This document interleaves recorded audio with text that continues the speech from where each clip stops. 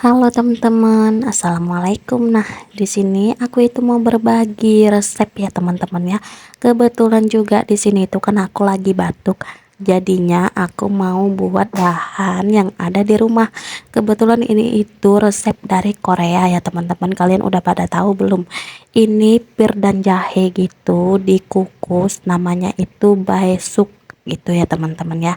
Jadi langsung aja di sini pertama-tama udah aku siapin bahan-bahannya.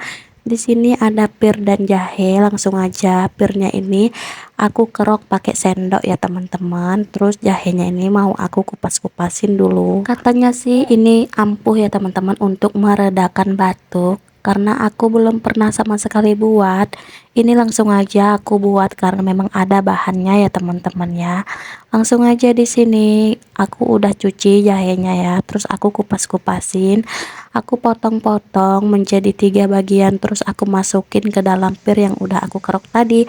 Jangan lupa ini ditutup dengan tutupan pirnya gitu ya teman-teman. Udah kalau begitu langsung aja di sini aku masukin ke kukusan yang udah aku panaskan tadi. Jangan lupa ditutup kembali. Oke teman-teman, ini pir dan jahe kukus aku udah mateng atau disebut juga dengan baisuk.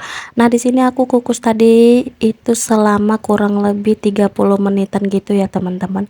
Oke, kalau begitu ini mau aku review dulu rasanya itu kayak gimana, karena di sini juga memang aku belum pernah makan ini sama sekali ya teman-teman. Sepertinya kalian tidak melihat isi dalamnya. Oke, baiklah, sebelum aku review ini aku mau kasih lihat kalian dulu isi dalamnya itu kayak gimana. Nah, jadi di dalam buah pirnya itu ada air gitu ya teman-teman. Itu air dari kukusan yang mengandung air jahe sama kuah pirnya. Itu di dalam itu ada sekitar 1-2 sendok air gitu teman-teman. Ini langsung aja airnya itu mau aku minum, dan rasanya itu enak, seger gitu teman-teman. Ada pedas dari jahenya dan ada manis dari si buah pirnya gitu teman-teman. Setelah airnya aku cicipin, ini langsung aku cicipin si buah pirnya teman-teman. Tapi di sini gigi aku kepanasan.